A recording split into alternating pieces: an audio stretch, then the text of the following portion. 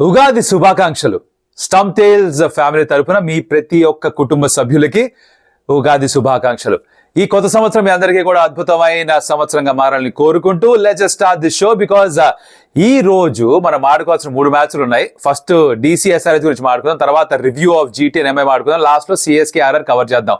మనకి ఎందుకు ఆలస్యం, చాలా విషయాలు ఉన్నాయి. Let's get started. Welcome to Stump Tales. నా పేరు కౌశిక్ అండి. ఉగాది రోజున మీరు మాకు చేయగలిగిన హెల్ప్ ఏంటంటే, మాకు ఇవ్వగలిగిన ఉగాది పచ్చడి ఏంటంటే hit the like button and the subscribe button. Because మీకు చిన్న పనే మాకు చాలా హెల్ప్ చేస్తుంది. అది మాకు చాలా చాలా చాలా మోటివేషన్ వాలిడేషన్ ఇస్తుంది. So please do that for అస్.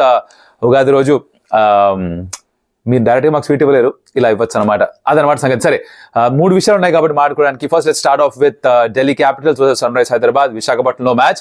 అయితే ఇక్కడ షడ్రుచులు ఉంటాయి కదా ఉగాదిలో: తీపి, చేదు, కారం, వగరు, ఉప్పు, పులుపు. రైట్, ఈ 6 రుచులు నాకు తెలిసి 2 మ్యాచ్ల్లోనూ వస్తాయి on the Ugadi day. But DC versus SRH is a bitter sweet వగర్ అనుకుంటా. ఎందుకంటే విశాఖపట్నంలో ఉన్న ప్రేక్షకులందరికీ కూడా హోమ్ టీమ్ ఏది? DC వాళ్ళేమో విశాఖపట్నాన్ని సెకండ్ హోమ్ గా వాళ్ళు ప్రకటించినప్పుడు అందరూ కూడా రే మన దగ్గరకు వచ్చి ఆడుతున్నారా, హోమ్ టీమ్ అంటున్నారని చెప్పి ఒక ప్రేమ వాళ్ళ పైన. సన్ రైజ్ హైదరాబాద్ లో నితీష్ కుమార్ రెడ్డి ఉన్నాడు, వైజాగ్ అబ్బాయి. సో వాళ్ళ పైన చిన్న సాఫ్ట్ కౌంటర్ ఉండొచ్చు. సో కొంచెం ఇక్కడ ఏం చేయాలో అర్థం కాదు, అందుకే కొంచెం వగరు ఫీలింగ్ వస్తుందేమో అనుకుంటున్నా. Having said that, it will be very interesting match. Because మధ్యాహ్నం ఆడుతున్నారు ఈ ఆటని, అండ్ మధ్యాహ్నం పూట మేబీ వికెట్ కొంచెం స్లోగా ఉండొచ్చు. సాయంత్రం వచ్చే కొద్దీ వికెట్ కాస్త బెటర్ గా మార్చి, వికెట్ అంటే పిచ్ కాస్త బెటర్ గా బిహేవ్ చేయొచ్చు. Which tells you that maybe chase చేయడం ప్రిఫర్ చేస్తారేమో teams. This is as far as the toss is concerned. Playing లో విషయానికి వస్తే కనుక ఢిల్లీ క్యాపిటల్స్ లో వాళ్ళు KL రాహుల్ వెనక్కి తీసుకొస్తున్నారు. ఇక ఓపెనర్ గా ఆడిస్తారా, నంబర్ 4 గా ఆడిస్తారా, డిపెండ్స్ ఆన్. జేక్ ఫ్రేజర్ మెగర్క్ ని డ్రాప్ చేసి ఒకవేళ ఫాస్ట్ బౌలర్ దుష్మంత్ చమీరాన్ తీసుకుందాం అనుకుంటే KL రాహుల్ ఓపెన్ చేయొచ్చు విత్ ఫాఫ్ డు ప్లెసీ. లేదు, JFM అండ్ ఫాఫ్ ఓపెన్ చేస్తారు, రాహుల్ నంబర్ 4 లో ఆడతాడు అంటే అప్పుడు ఒక ఇండియన్ ఫాస్ట్ బౌలర్ ఆడాల్సి వస్తుంది. Could be Darshan Nalkande, because ఇంకా నట్టు ఫిట్ కాలేదు. అలాగే ముఖేష్ కి యాంకిల్ స్ప్రెయిన్ ఒకటి అయింది, తన ప్లేస్ లో దర్శన్ నల్కండే ఆడాల్సి వస్తుంది అనమాట. సో ఇలా వాళ్ళ ఓపెనరా నంబర్ 4 డిసైడ్ చేసుకోవాలి. But of course it's a తీపి moment for KL Rahul because తన కూతురు పుట్టింది. Congratulations to KL Rahul and his family.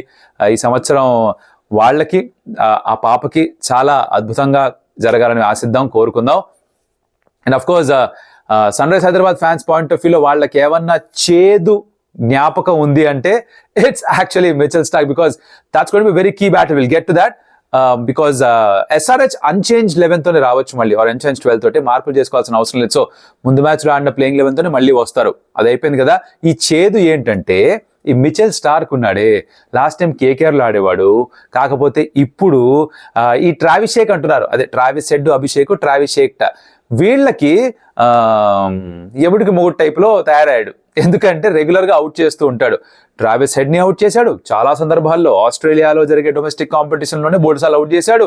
Abhishek శర్మని కూడా ఫైనల్లో అవుట్ చేశాడు. So he has this knack of getting the big players from the opposition team out. So అదొక చేదు జ్ఞాపకం.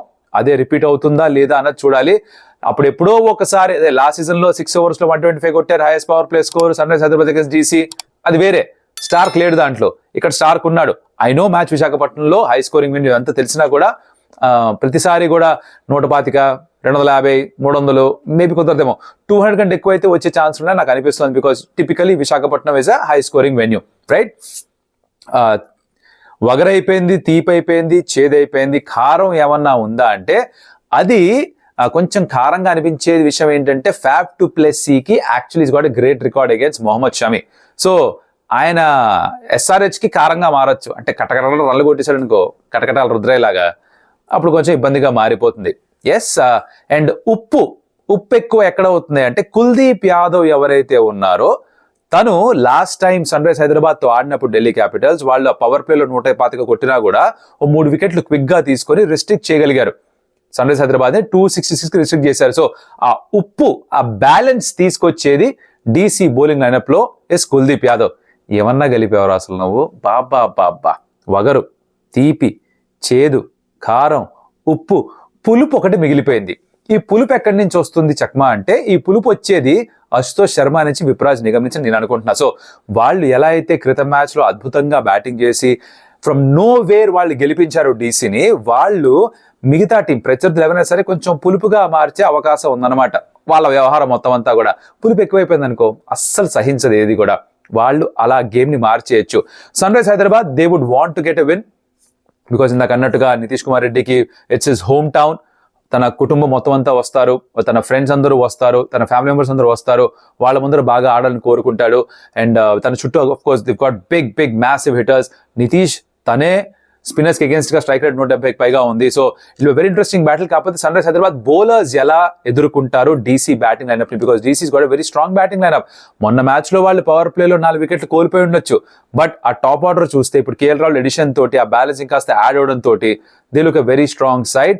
పైగా విప్రాజు, అశుతోష్ ఇలాంటి వాళ్ళు ఎప్పుడైతే మ్యాచ్ ఫినిష్ చేయడం మొదలు పెట్టారో ఇంకొంచెం భయంగా మారుతుంది ఎవరికైనా సరే. So it's very interesting battle. ఇంతకుమించి ఎక్కువ డీటెయిల్స్ లో వెళ్ళను, అది రివ్యూలో దీని గురించి ఎక్కువ డీటెయిల్ గా కవర్ చేసుకుందాం బికాస్ 3 మ్యాచ్లు ఉన్నాయి. ఇక్కడికి ఈ మ్యాచ్ కి పక్కన పెట్టేద్దాం. ఓకే, ఆ ఉగాది మిక్చర్ తీసుకొద్దాం అనుకున్న ఈ డీసీ అండ్ ఎస్ఆర్ఎస్ మ్యాచ్ లో ఎఫర్ట్ నచ్చుంటే గనక కింద ఒక లైక్. మీ ఉద్దేశంలో ఈ తీపి, చేదు, కారం, వగరు, ఉప్పు, పులుపు ఈ షడ్రుచులు ఎవరెవరికి ఇస్తారో కమెంట్ లో చెప్పండి. It will be interesting to read about that. Okay, next up మేము ఏం చేస్తామంటే basically we will put time stamps పెడతాం. సో మీకు ఈజీగా ఉంటుంది, ఒక్కొక్క చాప్టర్ లాగా ఉంటుంది, దానికి వెళ్ళిపోవచ్చు అనమాట. ఈ చాప్టర్ ఏంటంటే this is the review of GT and MI. ఈ మ్యాచ్లో ఎంఐ మొన్న మ్యాచ్లో సిఎస్కే ఎలా అయితే ఆడారో చేజ్ చేస్తున్నప్పుడు అలా ఆడినట్టుగా అనిపించింది. ఇంటెంట్ అసలు కనిపించలేదు. మొదట బ్యాటింగ్ చేస్తూ జీటీ 196 స్కోర్ చేశారా, 170, 180 kind of first feeling like పార్ స్కోర్. దానికంటే ఎక్కువ స్కోర్ చేశారు వాళ్ళు. థ్యాంక్స్ టు శుభ్మన్ గిల్ నుంచి మంచి నాక్ వచ్చింది, సాయి సుదర్శన్ ఒక హాఫ్ సెంచరీ వచ్చింది, జాస్ బట్లర్ బాగా ఆడాడు, ఇలా కాంట్రిబ్యూట్ చేశారు అందరూ కూడా. దాంతో 196 పరుగులు వచ్చేసే వాళ్ళకి. అండ్ మోర్ ఇంపార్టెంట్లీ వాళ్ళు డిఫెండ్ చేసుకుంటున్నప్పుడు ఒక తిలక్, సూర్య తప్ప ఎవరు కూడా కాంట్రిబ్యూట్ చేయలేదు. మియాభాయ్ 2 వికెట్స్ తీసుకున్నాడు. అప్ ఫ్రంట్ రోహిత్ శర్మని కెరేజీ బాలేస్ అవుట్ చేశాడు. అండ్ వాళ్ళకి ఓ మాట జరిగిందిగా, అంటే డైరెక్ట్ గా కాకపోయినా కూడా త్రూ ప్రెస్ జరిగింది. రోహిత్ శర్మ అండం సిరాజ్ అంత గొప్ప ఫామ్ లో లేడు, white ball especially power play కాదు, తర్వాత వాళ్ళు సరిగ్గా వికెట్ తీసుకోవట్లేదు. సిరాజ్ ఏమో అన్నాడు, లేదు నేను అంబోలు చూసుకోండి బోల్డ్ వికెట్లు తీశాను, ప్రపంచంలో ఉన్న బౌలర్స్ లిస్ట్ లో నేను నెంబర్ 1 లో ఉన్నాను, ఏం ఆడుతున్నా మీరు అన్నట్టుగా మాట్లాడాడు. ఈ kind of had a point to prove. అది ప్రూవ్ చేశాడు by getting captain Rohit Sharma's wicket. దాంతో అది మాత్రమే కాదు, తర్వాత Prasidh Krishna out of know where తను బ్యూటిఫుల్ స్పెల్ వేశాడు. ఐ థింక్ 4 overs లో 14-15 డాట్ బాల్స్ వేశాడు, బోర్డు మొక్కలు నాటారు, తన పుణ్యమాని వికెట్స్ తీసుకున్నాడు, ఎక్కడ రన్స్ స్కోర్ చేసే ఆపర్చునిటీ ఇవ్వలేదు. రషీద్ ఖాన్ తన జీవితంలో ఎప్పుడు చేతి ట్రీట్మెంట్స్ ఒకటి చేశాడు, స్పెల్ పూర్తి చేయలేదు, 2 overs మాత్రమే వేశాడు. అలాంటి వింతోటి జరిగింది. కిషోర్ రబాడో వికెట్ తీసుకున్నాడు, సాయి కిషోర్ వికెట్ తీసుకున్నాడు. సాయి కిషోర్ కి హార్దిక్ పాండ్యాకి ఒక చిన్న లట్ఫట్ జరిగింది, చూసారా మీరు? ఇది మనోడు బయటకు వచ్చి డిఫెండ్ చేయడం, సాయి కిషోర్లో కోపంగా చూడడం, హార్దిక్ పాండ్యా అని చెప్పడం, చూపు చూసుకోవడం, అండ్ తర్వాత కంటి చూపుతో చంపేస్తా అన్నట్టుగా వెనకాల బ్యాక్గ్రౌండ్ లో ఒక సౌండ్, ఇవన్నీ కూడా జరిగాయి. బట్ అది పక్కన పెట్టేస్తే హార్దిక్ పాండ్యా ఎలా ఆడాడో చూస్తే గనక కొంచెం అసంతృప్తి చెందుతారు ఎంఐ ఫ్యాన్స్. బికాస్ తను కొడితే 4-6 కొడతా, లేకపోతే సింగిల్ కూడా తీలేను, డాట్ బాల్ ఆడేస్తానంటే ఎలా కుదురుతుంది? తను ఆడాడు కాబట్టే ఈవెన్చువల్ గా సూర్యకుమార్ యాదవ్ అవుట్ అయ్యాడు. సూర్య ఎంత బాగా ఆడుతూ ఉన్నాడు, సూపర్ షాట్లు కొట్టాడు, స్వీప్ కొట్టాడు వెనక్కి, ఇలా స్వీప్స్ ఏది ఆ పైకి లాఫ్టెడ్ sweep, along the ground sweeps, ఇవన్నీ కూడా బాగా ఆడుతూ 40 దాకా చేరుకున్న తర్వాత హార్దిక్ వచ్చి అలా ప్రెషర్ బిల్డ్ చేసి డాట్ బాల్ ఆడేసరికి సూర్య అవుట్ అయిపోయాడు. సూర్య ఎప్పుడైతే అవుట్ అయ్యాడు మిగతా కీలకదం దుకాణం బంద్. దాని మీద తిలక్ వర్మ వచ్చాడు, తను కొన్ని షాట్స్ ఆడాడు రబాడా అని, బట్ తన స్ట్రైక్ రేట్ 108 ఎంత ఉండింది, తను అవుట్ అయ్యాడు. సో బేసికలీ ఐ థింక్ ఇక్కడ over dependence on Tilak and Suryakumar Yadav కనిపిస్తోంది. రోహిత్ శర్మ రన్స్ కొట్టట్లేదు, రికిల్టన్ నుంచి రన్స్ రానప్పుడు ఇంకెవరి తర్వాత స్కోర్ చేయాలి? నెంబర్ 3, నెంబర్ 4 స్కోర్ చేయాలి. హార్దిక్ పాండ్యా నుంచి రన్స్ లేవు. బై ద టైం తను అవుట్ అయ్యేసరికి ఇంకా మ్యాచే మిగలలేదు, అలాంటి పరిస్థితి వచ్చిందనమాట. సో సమ్హౌ ఇది నాకు ఆనలేదు ఈ మ్యాచ్. జీటీ బాగా ఆడారు, credit to them for that, because batting బాగా చేశారు, బౌలింగ్ ఎక్స్ట్రాడినరీగా చేశారు. వాళ్ళ ఫాస్ట్ బౌలర్స్ వేర్ ఫెనామినల్, అంత బాగా వేశారు కాబట్టి దే డిజర్వ్ దోస్ 2 points. ఇంకొకటి వాళ్ళ పిచ్ ని తయారు చేసుకున్న విధానం, ఎంఐకి స్లో ట్రాక్ ఇస్తాం ఎందుకంటే ఎంఐలో స్పిన్నర్స్ ఎక్కువ లేరు అని గమనించి, వాళ్ళ బ్యాటింగ్ కూడా స్పిన్ కి వ్యతిరేకంగా కొంచెం ఇబ్బంది పడొచ్చు అని గమనించి వాళ్ళ పిచ్ క్రియేటర్తో మాట్లాడుకొని వాళ్ళు ఓ టర్నింగ్ ట్రాక్, ఓ స్లో ట్రాక్ ప్రిపేర్ చేశారు. అది వాళ్ళకి అడ్వాంటేజ్ గా మారింది. ఇదే చెప్పేది హోమ్ గ్రౌండ్ అడ్వాంటేజ్ అంటే. ఆర్ఆర్కి లేదు, I'll get to that, but KKR కూడా లేకపోయింది. బికాస్ వాళ్ళ పిచ్ క్యూరేటర్ నేను ఇవ్వా, మీకు కావాల్సిన వికెట్ నేను ఇవ్వా, నేను ఇలాంటిదే ఇస్తా అనేది గొడవ నడుస్తుంది వాళ్ళకి. బట్ వీళ్ళు అడిగి మరీ చేయించుకున్నారు, కస్టమైజ్ చేయించుకున్నారు, దానికి తగ్గట్టుగా ఆడారు, 2 points సంపాదించుకున్నారు. ఎంఐ ఎక్కడికి వెళ్ళినా సరే ఈ లీగ్ లో అందరూ ఇలాంటి ట్రాక్స్ తయారు చేస్తారేమో బహుశా. సో వాళ్ళు కొంచెం అప్రమత్తంగా ఉండాలి, కొంచెం అప్డేట్ అవ్వాలి, కాస్త ఇంప్రూవ్ చేసుకోవాలి. విఘ్నేష్ పుత్రుని ఎందుకు ఆడించలేదు? టర్నింగ్ ట్రాక్ అని చూశారు కదా, ఆడించలేదు. ఎందుకో వాళ్ళకే తెలియాలి. మొన్న మ్యాచ్లో 3 వికెట్లు కూడా తీసుకున్నాడు. ఇలా వాళ్ళు మొత్తానికి మ్యాచ్ ఓడిపోయారు. The lot of things to ponder for MI. Hardik Pandya batting నుంచి మొదలు పెట్టుకొని వాళ్ళ బౌలింగ్ గురించి మాట్లాడుకున్నా, ఎలా చూసుకున్నా సరే there is lot of issues there. Top order కూడా రన్స్ కాంట్రిబ్యూట్ చేయట్లేదు. And GT they done well. 2 points వాళ్ళకి బయటికి వెళ్ళాలి. 2 మ్యాచ్లు ఆడుకోవాలి బయట వాళ్ళు. కట్ చేస్తే ఈ మ్యాచ్ నుంచి next jump to the other preview. Double header కదా ఉగాది రోజు. రెండో matches RR versus CSK. Again home ground for RR is Guwahati. ఎట్ట వద్దయ్యా హోమ్ గ్రౌండ్? మొన్న కూడా ఇదే చెప్పాను నేను, అవ్వదు హోమ్ గ్రౌండ్. వాళ్ళ home ground Sawai Mansingh stadium in Jaipur. దానికి తగ్గట్టుగానే వాళ్ళు టీం పిక్ చేసుకుంటారు. గువాహతి వాళ్ళ హోమ్ గ్రౌండ్ కాదు. కానీ ఇక్కడ వాళ్ళు ఇప్పుడు గెలవాలి. మొన్న కేకేఆర్ వాళ్ళని వచ్చి ఓడించి వెళ్ళిపోయారు. ఇప్పుడు సిఎస్కే కూడా స్పిన్ హెవీ టీము. వాళ్ళకి ఎలా అంటారా దొరికితే వాళ్ళు అదే చేస్తారు ఆర్ఆర్ తోటి. ఆర్ఆర్ దగ్గర అసలే మంచి స్పిన్ బౌలింగ్ లేదు, ఆల్రౌండర్స్ లేరు, వాళ్ళ బ్యాటింగ్ రన్స్ సరిగా స్కోర్ చేయట్లేదు. వాళ్ళకి ఇబ్బందిగా మారుతుంది. మీరు హోమ్ గ్రౌండ్ అడ్వాంటేజ్ తీసుకోకపోతే ఎట్ట గెలిచేది? ఎలా క్వాలిఫై అవుతారు ప్లే ఆఫ్స్కి? This is my big question. మీకు నా పాయింట్ అర్థమవుతుందా? 7 మ్యాచెస్లో హోమ్ మ్యాచెస్లో కనీసం 4-5 గెలిస్తే, బయటికి వెళ్ళినప్పుడు ఒక 2-3 మ్యాచ్లు గెలిస్తే మీరు క్వాలిఫై అయిపోతారు ప్లే ఆఫ్స్కి. అది ఆప్షన్ వాళ్ళే తగ్గించుకుంటున్నారని నా ఫీలింగ్ అనమాట. Now coming to the pitch, మొన్న టర్న్ అయింది, స్లోగా ఉండింది, బ్లాక్ సాయిల్ ఉండింది. అలానే ఉంటే ఈ కంట్రీలో ఈస్ట్కి వెళ్ళే కొద్దీ, వెస్ట్ నుంచి ఈస్ట్కి వెళ్ళే కొద్దీ వికెట్స్ కొంచెం బౌన్స్ తక్కువ, టర్న్ కాస్త ఎక్కువ, లోగా ఉండడం, స్కిడ్ అవ్వడం ఇలాంటివి చూస్తూ ఉంటాం. అదే కనుక రిపీట్ అయితే they going to play in to the hands of Chennai super Kings for sure. Playing elevens విషయానికి వస్తే మేబీ సిఎస్కి మార్పులు చేసుకోవాలేమో, బ్యాటింగ్ ఆర్డర్లో కూడా మార్పులు చేసుకోవాలేమో, వాళ్ళ ఆడే విధానంలో మార్పులు చేసుకోవాలేమో, ధోని కాస్త పైకి రావాలేమో. ధోని ఇట్లా అశ్విన్ తర్వాత బ్యాటింగ్ వస్తానంటే వర్కౌట్ కాకపోవచ్చు. అంటే ఉట్టి వికెట్ కీపర్గా ఆడతాను అంటే కుదరదు కదా. దాని బదులు ఇంకెవరో ఆడతారేమో. They have to find way to play Conway. ఎందుకు కాన్వే ఆడట్లేదు? Again I don't really understand. Yes, Rachin Ravindra బాగా ఆడుతున్నాడు, కానీ Conway has always been successful for them. అలాగే రాహుల్ త్రిపాఠి, దీపక్ హుడా, వీళ్ళు లయబిలిటీస్ గా మారుతున్నారు. శామ్ కరణ్ కూడా to certain extent for CSK. So వాళ్ళు కొన్ని కాంబినేషన్ మార్పులు చేసుకోవాలి, చేసుకుంటారు. Wait and see. ఆర్ఆర్ విషయానికి వస్తే వాళ్ళకి 1-2 హసరంగా ఆల్రౌండర్ అంట. వస్తాడు, ఫస్ట్ బాల్ లేపేస్తాడు, బ్యాట్ పట్టుకుని జై అంటాడు. ఎందుకు అర్థం కాదు. తను ఎందుకు పై పంపిస్తాడు నాకు అసలు అర్థం కాదు. నేను ఎప్పుడు బ్యాట్తో రన్స్ కాంట్రిబ్యూట్ చేయడమే చూడలేదు.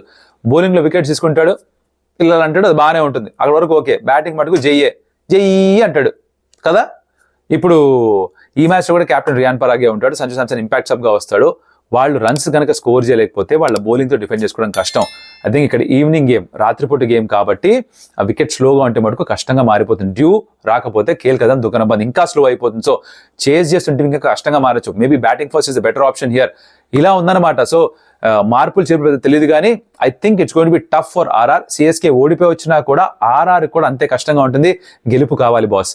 కాన్ఫిడెన్స్ పెరగడానికి ఆర్ఆర్కి గెలుపు కావాలి, కాన్ఫిడెన్స్ పెరగడానికి ఇక్కడ సిఎస్కేకి గెలుపు కావాలి. ఎవరు చేస్తారో చూడాలి. ఇక్కడ ఆర్ఆర్ ఓడిపోతే, మొన్న ఎస్ఆర్హెచ్తో ఓడిపోయి, కేకేఆర్తో ఓడిపోయి, ఇక్కడ సిఎస్కేతో ఓడిపోతే తర్వాత ఏంటి పరిస్థితి? You can not have such a bad start to any IPL season. అది జరిగితే వాళ్ళు ఇంకొంచెం టెన్షన్లోకి వచ్చేస్తారు. CSK on the other hand వాళ్ళు కొంచెం బెటర్గా థింక్ చేయాలి, బెటర్గా అప్రోచ్ చేయాలి, బెటర్ ఇంటెంట్ చూపించాలి. ఇదన్నమాట సంగతి. సో ఈ ఉగాది రోజున 2 మ్యాచ్లు ఎంజాయ్ చేయండి. వీడియో ఎంజాయ్ చేస్తుంటే కనుక like, share, subscribe to Stump Tales, comment చేయండి ఆ షడ్రుచుల గురించి. అండ్ ఈ 2 మ్యాచ్లు సంబంధించిన రివ్యూతో మళ్ళీ కలుస్తే. అప్పటిదాకా సెలవు. Adios Amigos.